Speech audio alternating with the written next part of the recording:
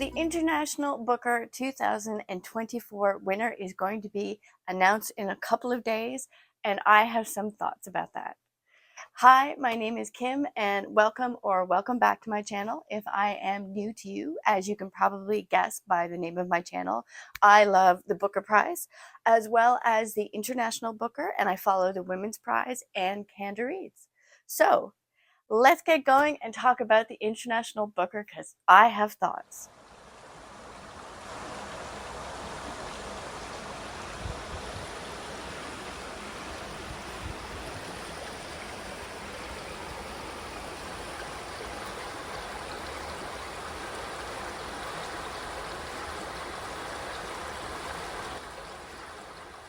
So the winner will be announced on Tuesday, May 21st at 4:30 p.m.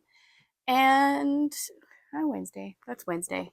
And I wanted to discuss the 6 books on the shortlist. I have read all of them, with the exception of Mater 210. I'm about 100 pages in, and ow, that hurts. Wednesday, she's under my skirts.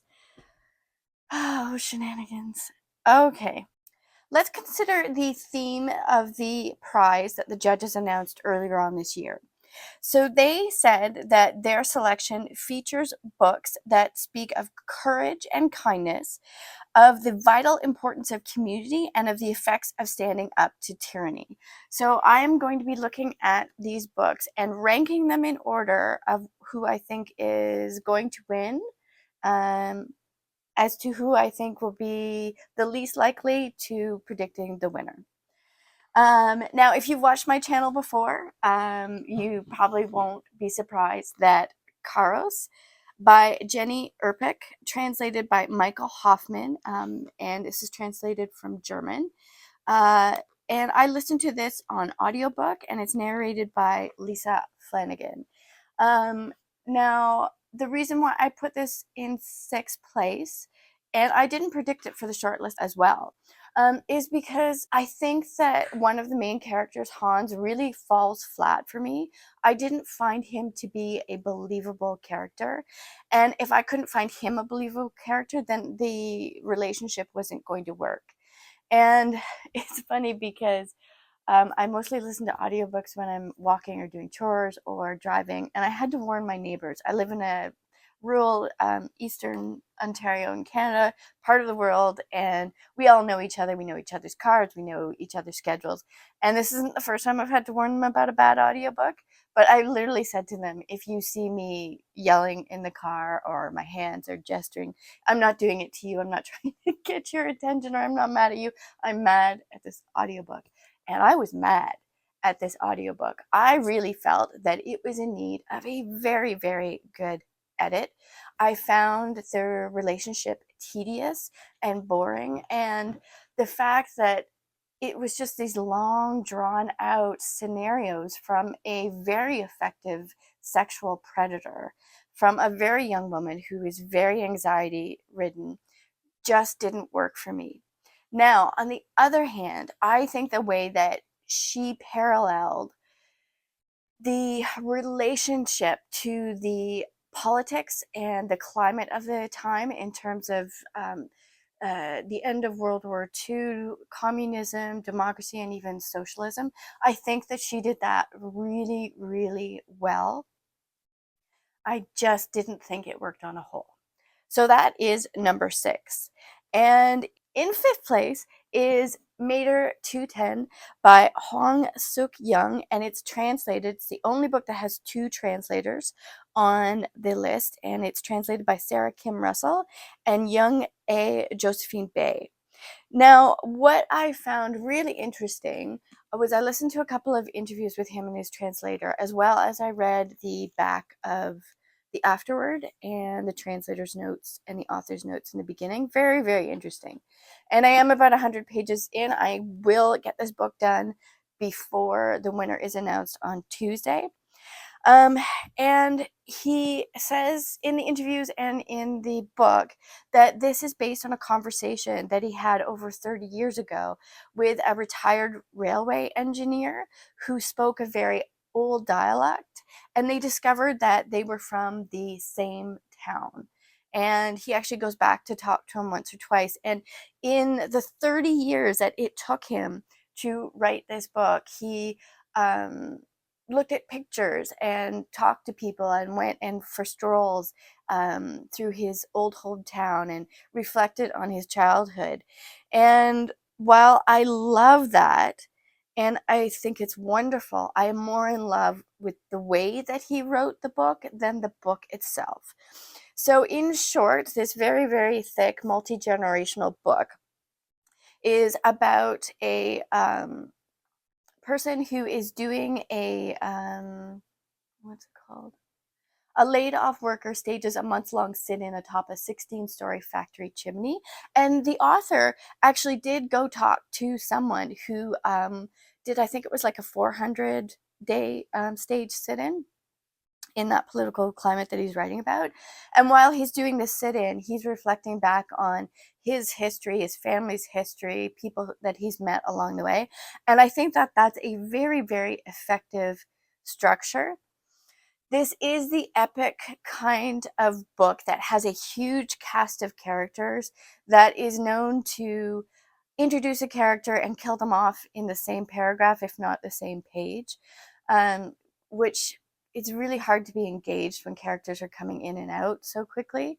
Um, I found that the translation, and this must have been an incredible feat to translate. The translators talk a lot about the Korean words and how their language is so different from English, and even the structure of their language is different. But there are certain sort of American phrases that are put into this text that really stopped me from reading, and I had to go back and say, like, reread it because it just seemed so out of place. So the translators chose to use cliche terms like kit and caboodle, and when referring to the sex acts, they were talking about going at it, and it just seemed too American for the language that was being chosen, but maybe that's just me. So that's why it's number 5. So, in 4th place, I am choosing The Details by Aya Ginberg, translated by Kira Jossin, is from Sweden.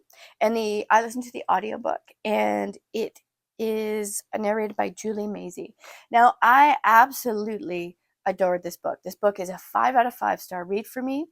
It is a 4-hour audiobook, and while I was listening to this book, I would literally stop what I was doing, or it would stop me in my tracks from how beautifully written it is. But I did not pick it to make this short list, sadly, because I really didn't think that it fit in with the theme of there is a sense of community, because this is a person who is reflecting back on 4 different relationships in her life. There is a lot about art and writing and the day-to-day details of what that lifestyle involves, which I loved, but I don't think it fits in with the political rise against tyranny theme. But by all means, go out and read her. I will definitely be reading her again.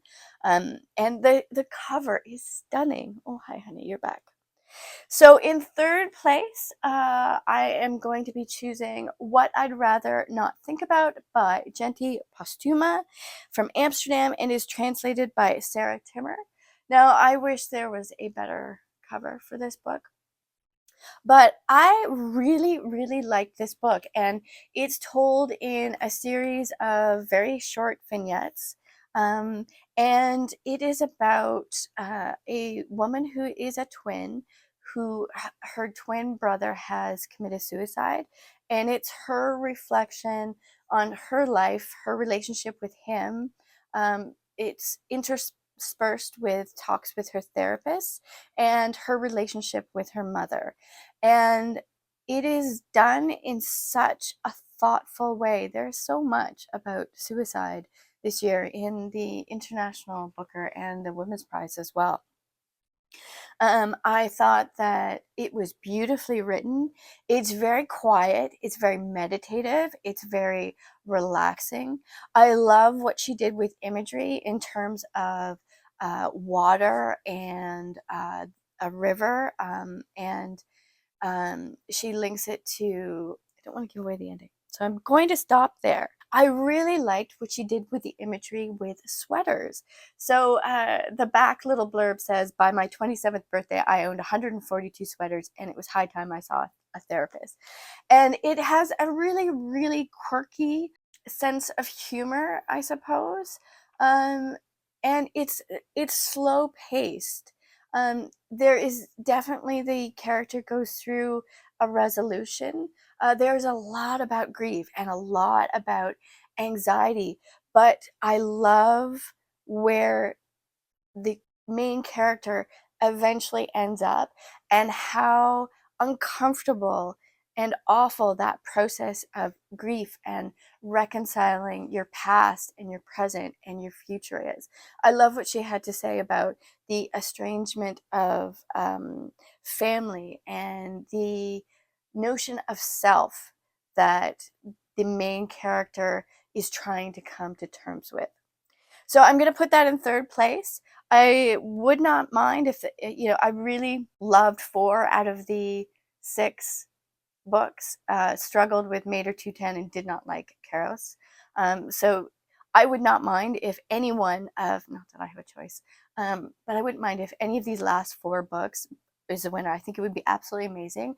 And none of these books would have been on my radar if it wasn't for the International Booker, which is why I love book prizes so much. It makes me so happy to see a long list of 13 or 16 books, and I don't know any of the authors, because these books are going to make up a majority of my best reads of the year. And I just did a best books of 2024 so far, and I will link that video in the bottom below.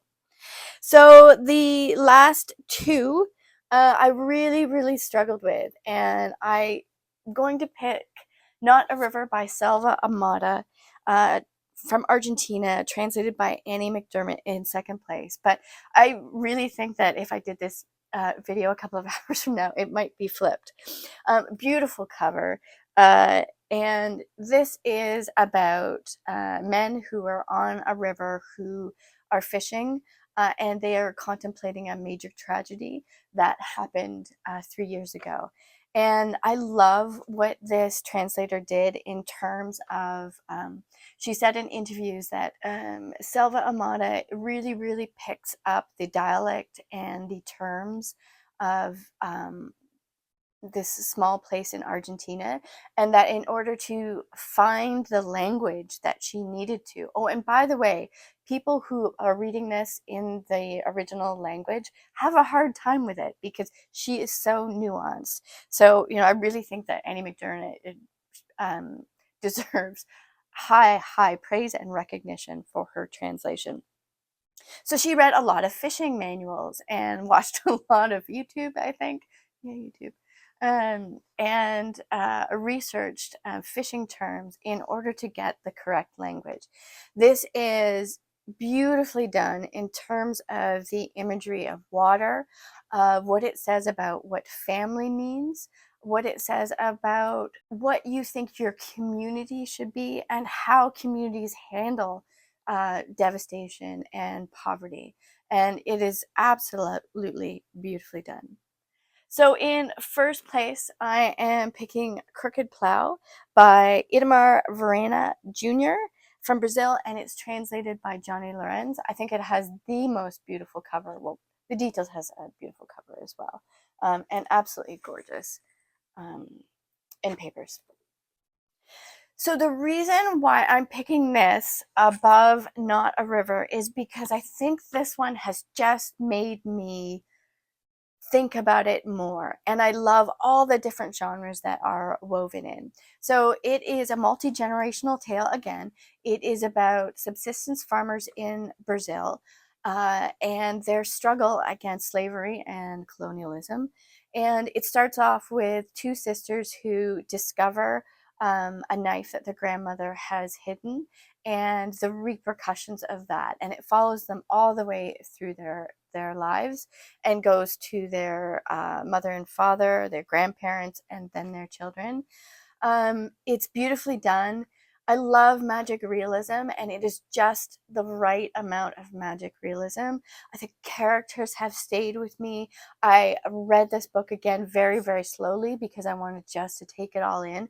And I actually put it down for a little while, because for 2/3 of the book, it's basically about one sister and sort of flips back to generations of their family. And I didn't think that I was going to get to hear the second sister's story, but you do. This book does not disappoint from start to finish. I highly suspect this is going to be in my best books. Actually, I think a lot of these are going to be in my best books of the year in December/early January of this year. So on Tuesday afternoon, I will be looking for this one to win. But honestly, I wouldn't mind if any of the last 4 books, including this one, wins. I think that they're all stunning and they're all so interesting. Even though I was really mad at Caros, I'm a better person for having read the shortlist. So thank you so much. I really appreciate your time. If you wouldn't mind liking and subscribing, and leave me your comments. Are you going to be watching the ceremony? Have you read all of the shortlist? Have you read all of the long list? I will, over the course of the year, try to finish off all of the long list, because I think it's just such a strong list, and what a reading year this has been.